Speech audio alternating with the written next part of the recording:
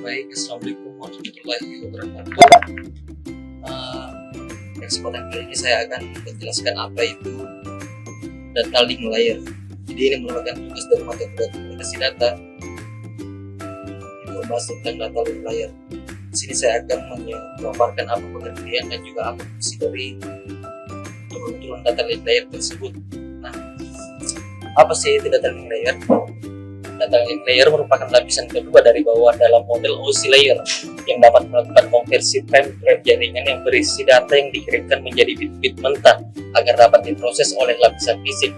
Nah, lapisan ini merupakan lapisan yang akan melakukan transmisi data antara perangkat-perangkat jaringan yang saling berdekatan di sebuah wide area network atau biasa disingkat dengan WAN,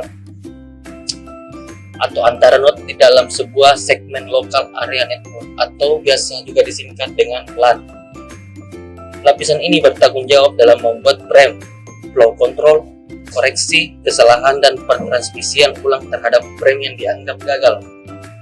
MAC address juga diimplementasikan di dalam lapisan ini. Selain itu, beberapa perangkat seperti network atau network interface card, switch layer 2 serta bridge jaringan juga beroperasi di sini.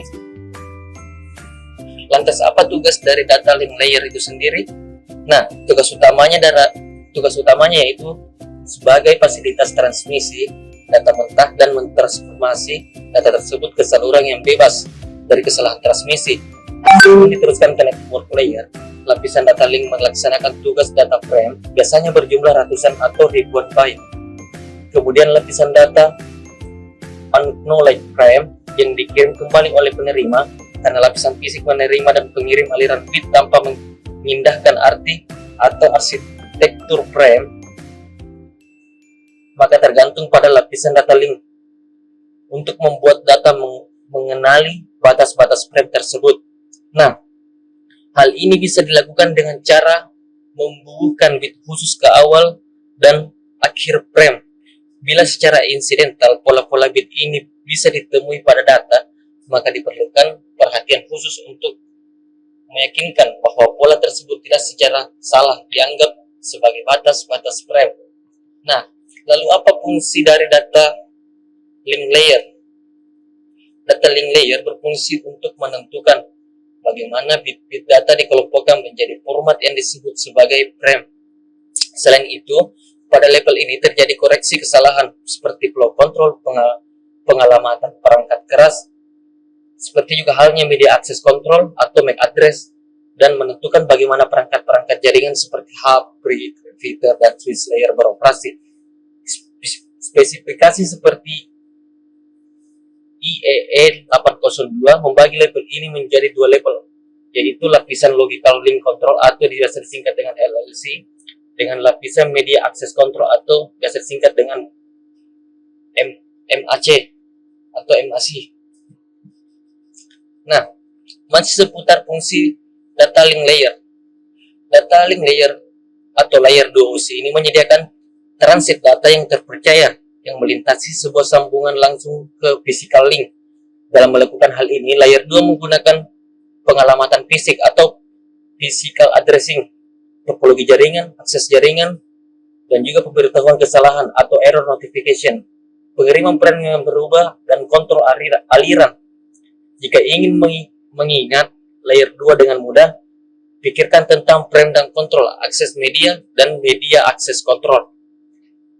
Kemudian, secara singkat kita dapat mengingat fungsi data link layer seperti berikut.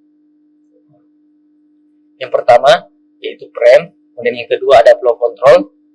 Ketiga ada pengalamatan perangkat keras atau melakukan error detection. Kemudian yang keempat menentukan perangkat-perangkat jaringan yang beroperasi. Dan yang terakhir menyediakan akses ke media menggunakan MAC address atau alamat dalam sebuah perangkat. Nah, itu secara singkat fungsi dari data link layer. Selanjutnya, layanan disediakan bagi lapisan jaringan. Fungsi dari lapisan data link adalah menyediakan layanan bagi lapisan jaringan. Layanan yang penting adalah pemindahan data dari lapisan jaringan pada node sumber ke lapisan jaringan yang node ini dituju. Tugas lapisan data link adalah mentransmisikan bit-bit komputer yang dituju sehingga bit-bit tersebut dapat diserahkan ke lapisan jaringan. Nah, lapisan data link dapat dirancang sehingga mampu menyediakan berbagai macam layanan. Layanan aktual yang ditawarkan suatu sistem akan berbeda dengan layanan sistem yang lainnya. 3 layanan yang disediakan adalah sebagai berikut. Yang pertama, layanan Unknowledge Connection. Yang kedua, layanan Acknowledge Connection. Dan yang ketiga, layanan Acknowledge Connection Oriented. Nah, yang pertama, layanan Unknowledge Connection. Layanan jenis ini mempunyai arti di mana node sumber mengirimkan sejumlah frame ke node lain yang dituju dengan tidak memberikan acknowledge bagi yang diterima frame-frame tersebut. Tidak ada koneksi yang dibuat baik sebelum ataupun sesudah dikirimkannya frame. Bila sebuah frame hilang sehubungan dengan adanya noise, maka tidak ada usaha untuk memperbaiki masalah tersebut di lapisan data link.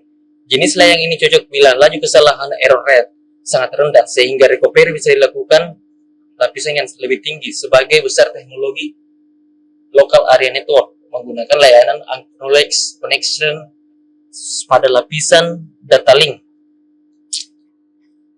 Kemudian layanan Acknowledge Connection ini kebalikan dari Unknowledge, yaitu Acknowledge Connection.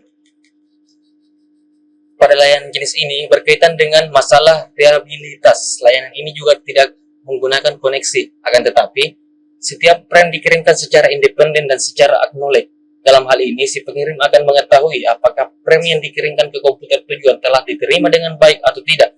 Bila tidak, belum tiba pada interval yang waktu yang telah ditentukan, maka frame akan dikirimkan kembali. Layanan ini akan berguna untuk saluran unreliable seperti sistem tanpa kabel. Kemudian yang terakhir yaitu Acknowledge Connection Oriented. Layanan jenis ini merupakan layanan yang paling canggih dari semua layanan disediakan. Jadi ini merupakan layanan yang hasil gabungan dari yang kedua yang tadi. Dengan layanan ini, node sumber dan node tersebut membuat koneksi sebelum memindahkan datanya. Setiap frame yang dikirim tentu saja diterima. Selain itu, layanan ini menjamin bahwa setiap frame yang diterima benar-benar hanya sekali dan semua frame yang diterima dalam urutan yang benar.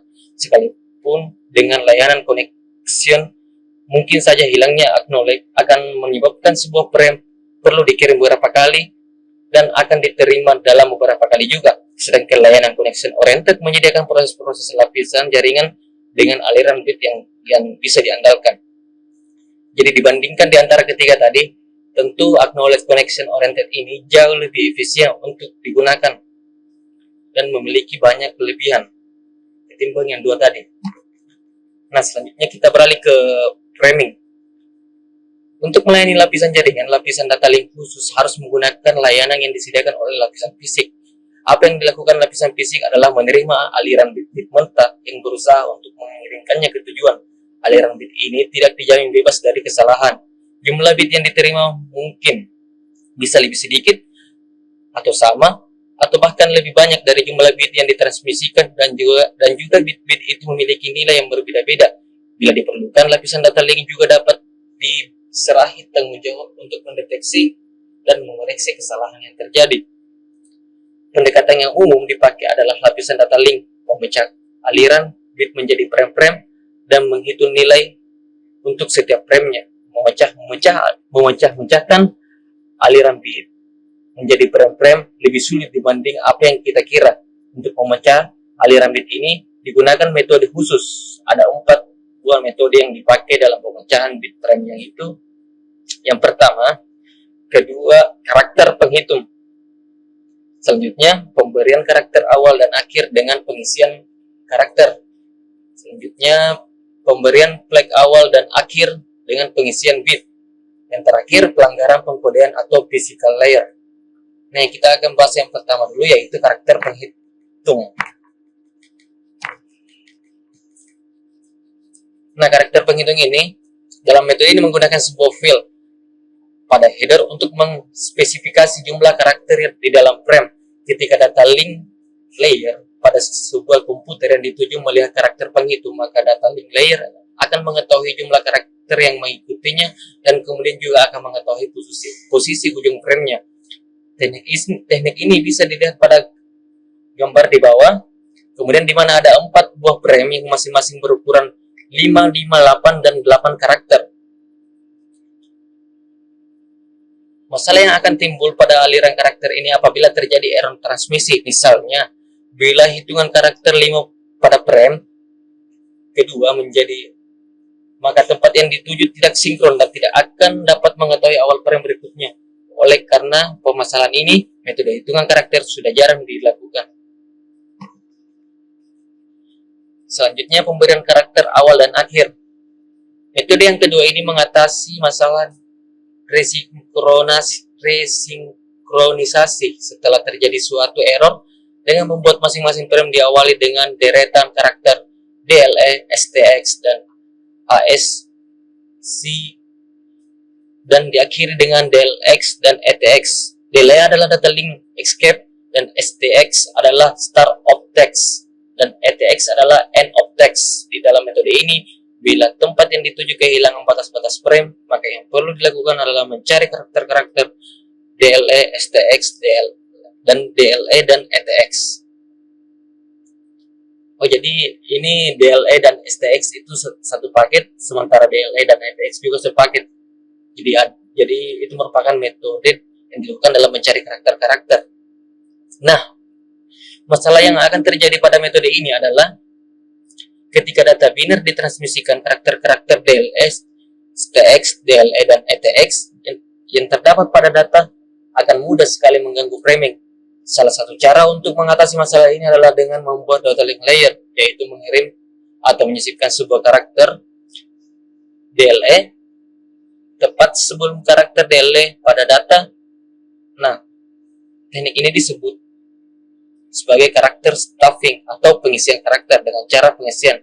Ini juga dapat dilihat pada gambar.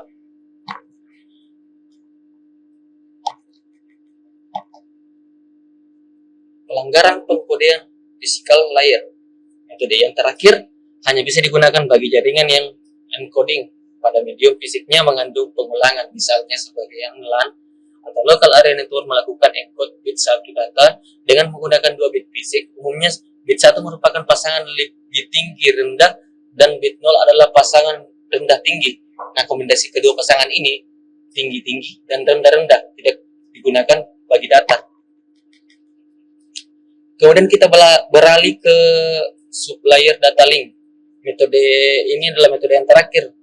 Hanya bisa digunakan bagi jaringan yang encoding pada medium fisiknya mengandung pengulangan, misalnya sebagai LAN melakukan encode bit 1 dengan menggunakan 2 bit fisik dan kemudian digunakan dibagi data. Terdiri dari 2 bagian, yaitu media control access sebagai perantara layer di bawahnya, bisa kita lihat pada gambar di bawah. Kemudian logical link control atau biasa disingkat dengan LLC sebagai perantara layer di atasnya. Jadi MAC ini sebagai perantara layer di bawahnya, kemudian logical link control sebagai perantara layer di atasnya. Ada di antaranya, kemudian ada di atasnya. Ya, itu saja presentasi tentang data link layer. Sebenarnya saya ucapkan terima kasih karena telah memberikan kesempatan kepada saya. Saya kira assalamualaikum warahmatullahi wabarakatuh.